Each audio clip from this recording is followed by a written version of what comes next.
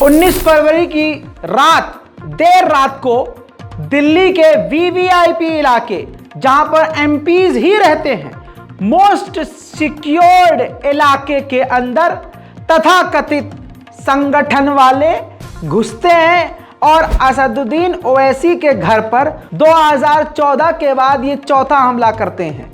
पथराव करते हैं, पथराव से खिड़की के शीशे कांच टूटते हैं और असदुद्दीन ओवैसी के दिल्ली के घर के अंदर पत्थर नजर आते हैं। यह हमला वीवीआईपी इलाके में किया।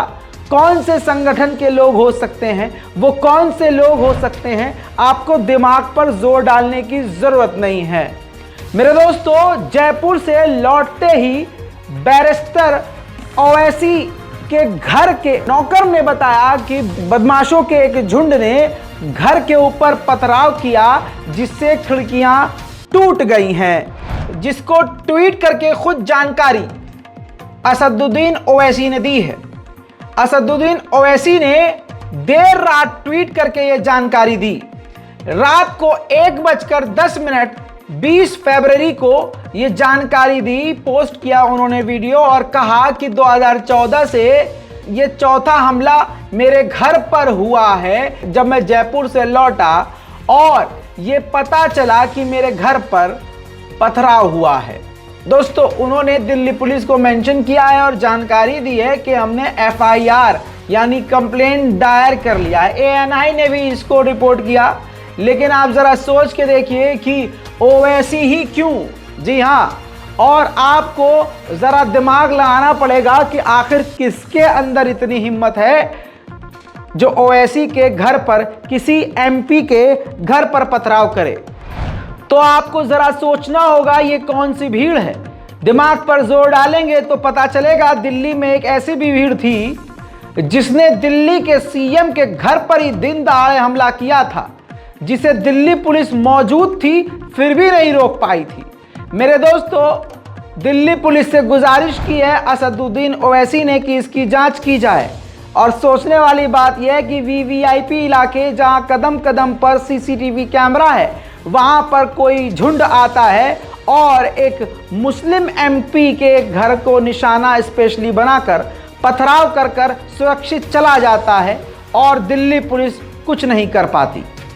दोस्तों, असदुद्दीन ओवैसी ने जयपुर के हत्याकांड में जो गौ तस्करी के नाम पर बजरंग दल के आतंकवादियों ने 2 मुसलमानों को शहीद कर दिया, उस पर बड़ा बयान दिया था। नेशनल टीवी पर उनकी धज्जियां उड़ाई थी। एफआईआर में नाम है यलेश, ये लाइव फेसबुक पे कर रहा था और वारिस के मुंह से खून बह रहा था और जब वारिस की डेथ हो गई तो उसने फेसबुक से उसको निकाल दिया। इसके कई हर हफ्ता वीडियोस अपलोड करता कि किसी का सर पकड़ा हुआ है, किसी को मार रहा है। दूसरा, यही शख्स ने मोइन नाम के एक शख्स को गोली मारी। वो यूट्यूब पर वीडियो आज भी अवेलेबल है। उसका नाम एफआईआर में आया, गोली लगी मोइन को।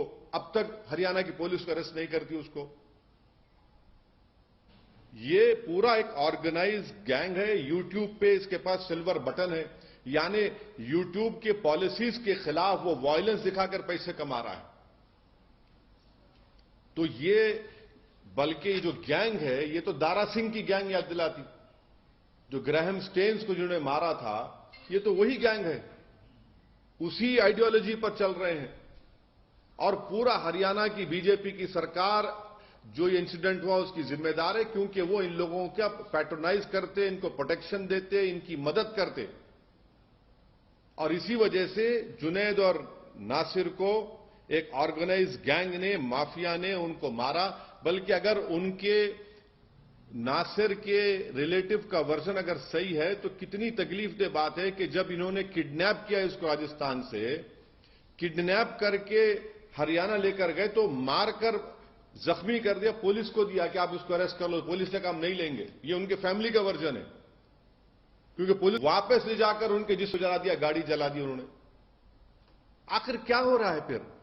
यही तो हम कह रहे हैं कि मैं अपने दोस्तों, इसी बयान के बाद यह हमला दिल्ली में असदुद्दीन ओवैसी के घर पर हुआ है। सवाल यह है, अब क्या खुलकर किसी मुस्लिम एमपी का कत्ल करने और उसकी मॉब लिंचिंग की प्लानिंग हो रही है। ज़रा ये दुनिया, ये देश देखे कि भारत के एक मुस्लिम एमपी को कोई भीड़ खुलकर उसके घर पर जाकर हमला करने को तैयार है, जो गिरफ्तार नहीं हो पाते, जिनको पुलिस देख नहीं पाती। वो जादू से आते हैं, अपना कांड करते हैं और चले जाते हैं। जब भारत में एक मुस्लिम एमपी सेफ नहीं है तो आम मुसलमान का हाल क्या होगा। जय हिंद।